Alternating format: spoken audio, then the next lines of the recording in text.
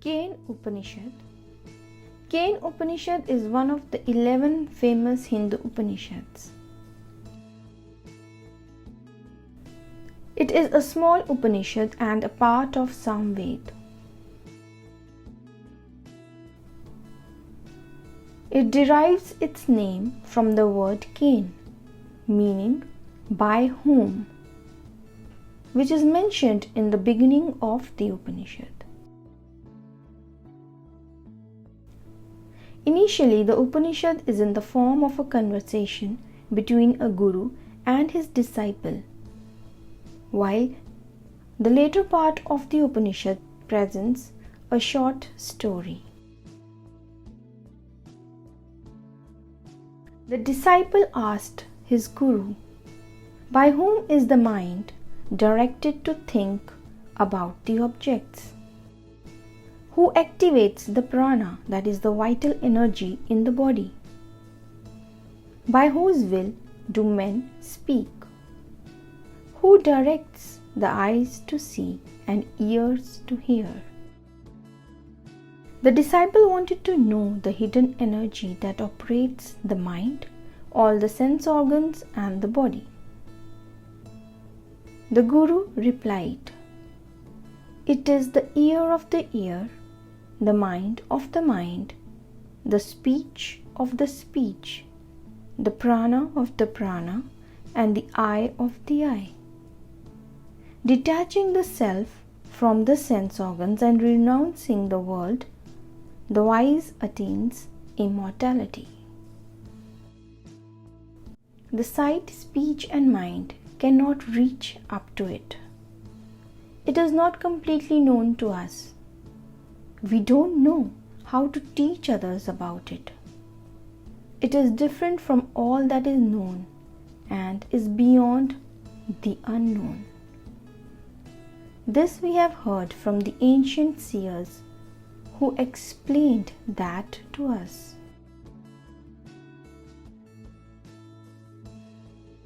It is not which people here worship. In fact, it is the Brahman, or the Supreme Consciousness, which cannot be expressed by speech, but by which the speech is expressed. It cannot be thought by the mind, but by which the mind is thought, which sees without the eyes, but by which one sees the eyes seeing, which cannot be heard by the ear, but by which the ear's hearing is heard, which does not require breath to breathe, but by which the pranas give life to the body. The guru said to the disciple, if you think you know the Brahman well, then you surely have incomplete knowledge about him. Perhaps you still know of this Brahman among the gods. Hence, you need to inquire more about the Brahman. The disciple replied, I cannot know Brahman the way I know other objects in this creation, but I cannot rule out completely that I don't know it, because it constitutes my soul and I can feel my self-existence.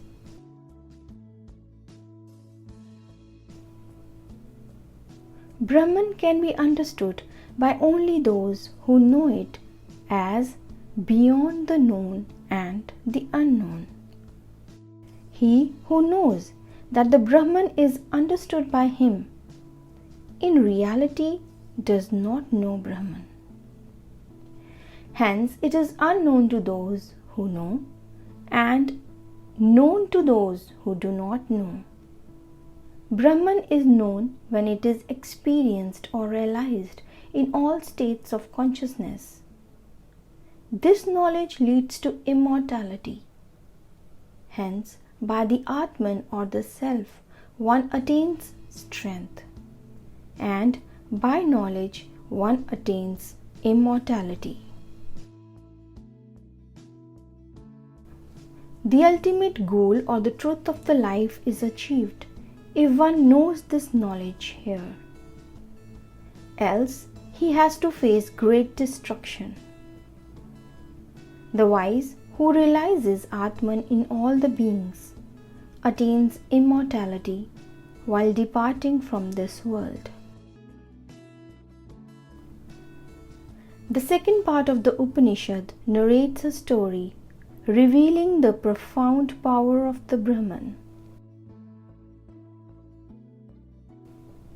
The story says that once, when Brahman obtained a victory for the gods against the demons, the gods attributed the success and glory to themselves.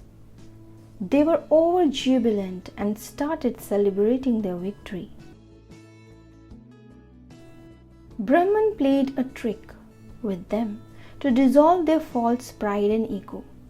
So, it appeared before them as a spirit, bright and luminous. But the gods failed to recognize it. Gods ordered Agni to find out who that adorable spirit was. Agni appeared in front of Brahman. Brahman asked his identity. Agni replied, "I am the great famous Agni, the Vedic god of fire, the famous SAMVEDA." Brahman asked, "Which power of yours are you famous for?" Agni replied, "I can burn everything that is upon the earth." Brahman asked to burn a straw placed before him. Agni tried hard to burn it but failed and quietly receded. He told the gods that he was unable to recognize the spirit. The gods then asked Vayu, that is air, to find out who that great spirit was. When Vayu appeared before the Brahman, Brahman asked him, "Who are you?"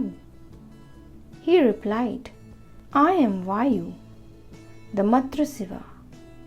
Brahman asked, "For which power of you are you famous?" Vayu replied with arrogance, "I can carry up all whatever there is on the earth." Brahman placed a straw before him, saying, "Take it up." Vayu tried with all his might, but failed to even move it. He returned to gods and said, "I was unable to know who that adorable spirit was." Eventually, the gods went to Indra and said, "O Madhavan, please find out who this adorable spirit is."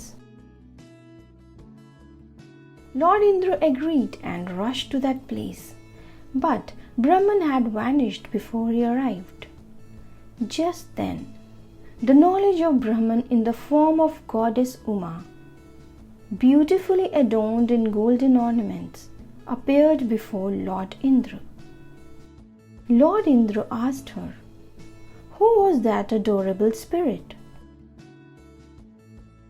She replied, "It was indeed Brahman." "O Lord Indra, it was undoubtedly the Brahman who obtained glory for the gods, but the gods foolishly claimed that victory as their own. In fact, without the Brahman, none of you can do anything." Lord Indra realized that it was Brahman and acknowledged the supreme mighty power of Brahman. Among the various devas, Agni, Vayu and Indra excel as they were the first one to know it was Brahman, while Indra excels all other gods as the secret of identification of spirit was first revealed to him. This is the indication of Brahman.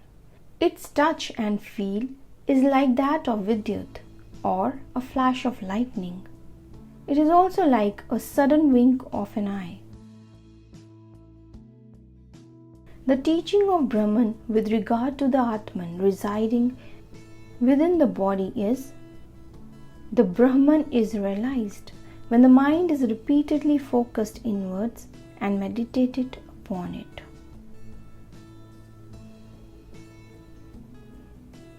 Brahman is known as Tadvanam, that is the lovable and adorable of each and every being. It is to be meditated upon as Tadvanam.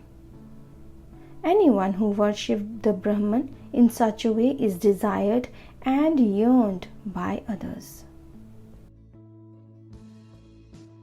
The disciple said, "Please teach me the Upanishad." The Guru said, "Whatever is mentioned above about the Brahman is itself the Upanishad. Hence, the Upanishad has already been told to you by me. Austerity, self-control and sacrifices are termed as the feet of the Brahma Vidya. The Vedas are its limbs. Truth is the abode of Brahma Vidya. He who knows this Upanishad and is aware of the Brahma Vidya attains blissful heaven. Here the Brahman. All his sins are destroyed." End of Kane Upanishad.